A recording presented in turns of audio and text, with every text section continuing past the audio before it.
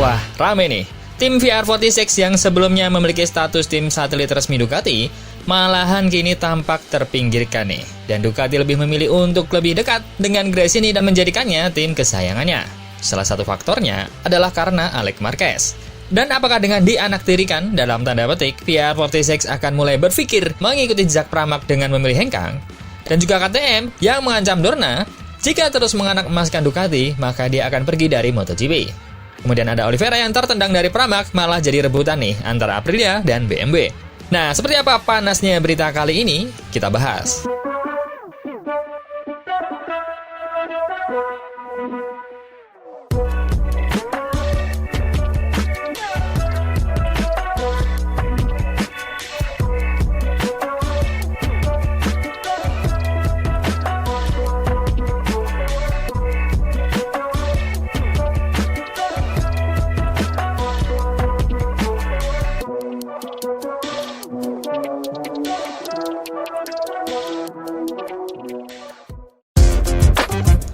Pernyataan besar mulai mencuat di pedok. Apakah Ducati benar-benar membuat kecewa tim satelit resminya, VR46 Racing?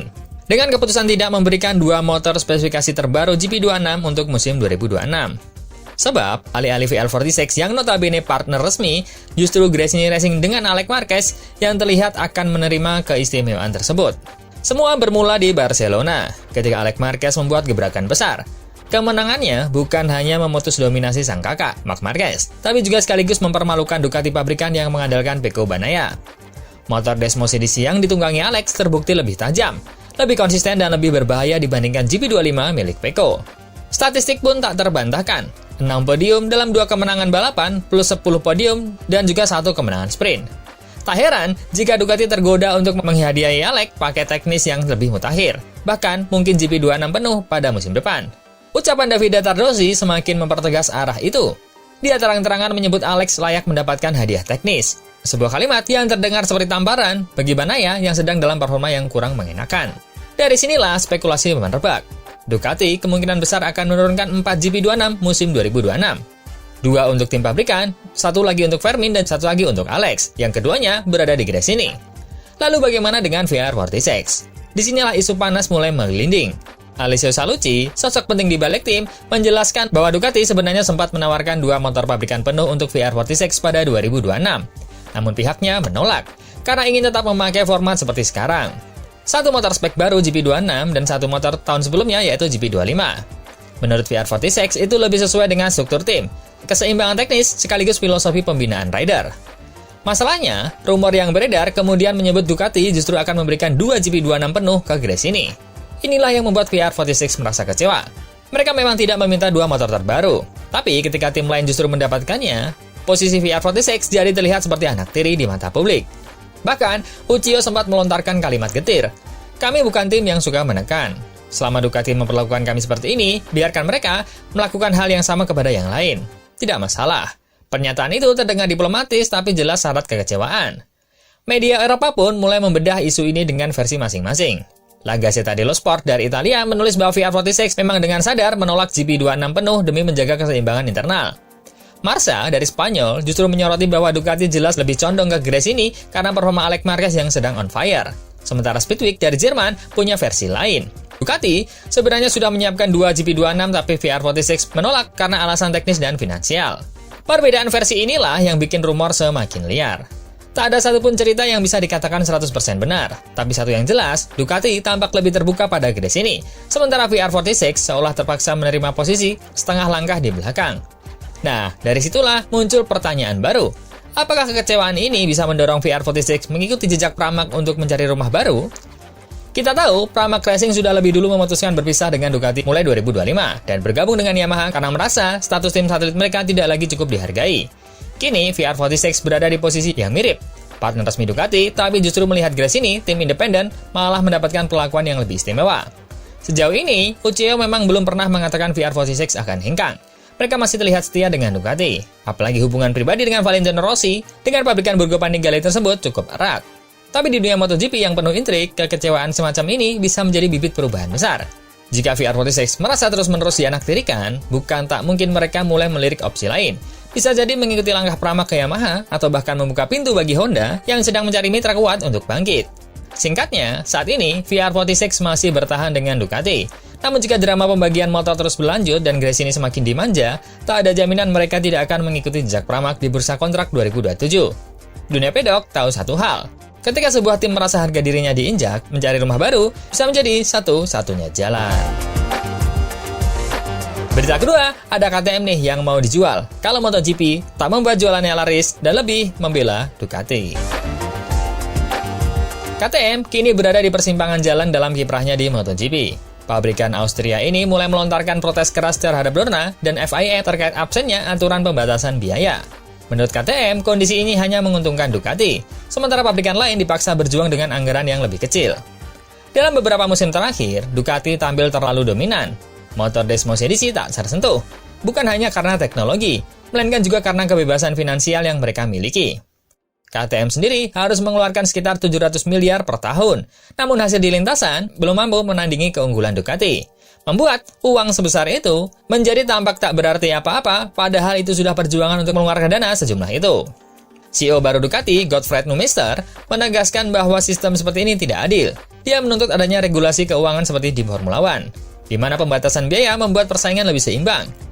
Baginya, tanpa aturan tersebut, MotoGP hanya akan menjadi ajang dominasi satu pabrikan. Namun, masalah bagi KTM bukan hanya ketidakadilan finansial. Partisipasi mereka di MotoGP ternyata tidak memberikan pengaruh signifikan terhadap penjualan motor produksi massal. Padahal, sejak awal tujuan mereka ikut kejuaraan ini adalah untuk meningkatkan brand image sekaligus memperbesar pasar. Kalau investasi sebesar ini tidak membantu menjual lebih banyak motor, maka apa gunanya kami ada di sini, kata Nummister. Ucapan tersebut menjadi sinyal kuat bahwa KTM kini menimbang keberadaannya di MotoGP dari sisi bisnis yang dingin, bukan semata-mata kebanggaan olahraga. Di balik layar, opsi ekstrim mulai mencuat.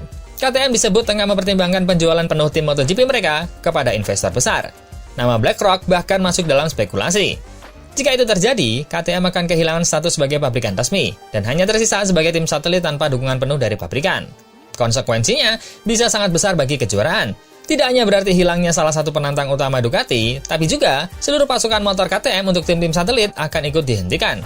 MotoGP akan kehilangan salah satu pilar penting yang selama ini menjaga keseimbangan persaingan. Ancaman KTM kini jelas bukan gertakan kosong. Mereka bicara dengan logika bisnis yang tegas. Tanpa keuntungan nyata, baik secara kompetitif maupun komersial, tidak ada alasan lagi bagi KTM untuk bertahan. MotoGP hanya akan dianggap sebagai beban finansial bukan investasi. Pesan KTM kepada Dorna pun sederhana tapi tajam. Segera lakukan reformasi atau bersiap kehilangan salah satu pabrikan besar. Regulasi keuangan dianggap mutlak jika MotoGP ingin tetap relevan dan kompetitif. Tanpa perubahan, KTM siap mengambil langkah drastis. Kini, dunia pedok menunggu. Jika KTM benar-benar hengkang, bukan hanya kredibilitas MotoGP yang akan dipertaruhkan, tapi juga masa depan kejuaraan. Hilangnya KTM berarti hilangnya karakter, rivalitas, dan keseimbangan. MotoGP akan semakin sempit, dikuasai Ducati, dan kehilangan daya tarik kompetitif yang selama ini menjadi nyawa balap motor. Berita ketiga, ada Miguel Oliveira nih yang tukar tempat dengan Toprak meski diinginkan Martin untuk di Aprilia. Miguel Oliveira kini berada di salah satu titik paling penting dalam perjalanan karirnya. Setelah kehilangan kursi di Pramac Yamaha pada musim 2026, banyak yang bertanya kemana arah langkah pemenang 5 kali balapan MotoGP ini. Apakah dia masih akan bertahan di MotoGP meski hanya sebagai pembalap pengunci atau justru mengambil tantangan baru di Superbike sebagai pembalap penuh pabrikan besar? Nama Oliveira sempat santer dikaitkan dengan Aprilia. Setelah 2 musim membalap bersama tim satelit Aprilia, pintu kembali ke Noale sebenarnya terbuka lebar. Meski bukan sebagai pembalap reguler, melainkan sebagai penguji dan wildcard. Dengan MotoGP yang bersiap menghadapi era baru mesin 850cc pada 2027, Aprilia jelas membutuhkan tenaga ekstra untuk pengembangan. Jorge Martin, juara dunia bertahan, bahkan terang-terangan mendukung ide ini. Menurutnya, memiliki Oliveira sebagai rekan uji Lorenzo Savadori akan sangat membantu, karena pengalaman dan kemampuan balap Oliveira masih segar. Martin mengibaratkan situasi Savadori yang bekerja sendirian mirip dengan Marco Bezzecchi ketika harus mengemban beban pengembangan saat Martin cedera. Kalau ada 2 pembalap, data bisa dibandingkan. Itu membuat prosesnya jauh lebih cepat, kata Martin. Baginya, Oliveira masih aktif membalap, terbiasa dengan berbagai motor, dan bisa memberi masukan yang berbeda dari Savadori. Namun, dunia balap bukan hanya tentang peluang teknis, tapi juga tentang gengsi dan karir pribadi. Oliveira tahu betul bahwa opsi sebagai pembalap penguji berarti menepi dari panggung utama balapan. Dia memang bisa hadir sebagai wildcard, tapi tetap saja status itu berbeda jauh dengan menjadi pembalap penuh. Dan usianya yang sangat masih kompetitif, Oliveira tampaknya enggan hanya menjadi pembalap pelengkap. Disinilah Superbike masuk sebagai jalan baru yang jauh lebih menjanjikan. Dalam beberapa bulan terakhir, pabrikan-pabrikan besar sudah membuka pintu. BMW, Yamaha, hingga Honda disebut-sebut menghubungi manajemennya. Bahkan sempat muncul kabar bahwa BMW yang sebelumnya lebih condong mengincar Paul Espargaro untuk menggantikan Michael van der Mark, namun konfirmasi terbaru justru mengungkapkan arah berbeda. Kursi itu kini akan ditempati oleh Miguel Oliveira.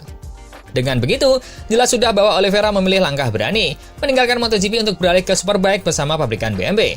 Ini bukan sekedar pelarian, melainkan keputusan strategis. BMW sedang membangun proyek besar untuk menantang dominasi Ducati dan mencari sosok yang bisa membawa mereka ke level baru, seperti yang dilakukan Toprak Razgatlioglu saat bersama Yamaha di masa lalu. Oliveira, dengan pengalaman MotoGP dan mentalitas juara, dianggap cocok untuk peran itu. Di kubu Honda sendiri, Sophia Chandra dialihkan ke Superbike setelah kehilangan kursi MotoGP-nya, bergabung dengan proyek baru bersama Jack Dixon. Semua ini menunjukkan satu hal, pasar pembalap telah bergeser, dan Superbike menjadi magnet bagi banyak nama ex-MotoGP. Bagi Oliveira, keputusannya sudah final. Ketimbang menjadi pembalap pengunci di Aprilia yang peluang terbatas, dia lebih memilih jalur yang jelas, tampil full-time, berjuang untuk kemenangan, dan mungkin gelar juara dunia, bersama BMW. Sebuah langkah yang berani, realistis, sekaligus penuh ambisi.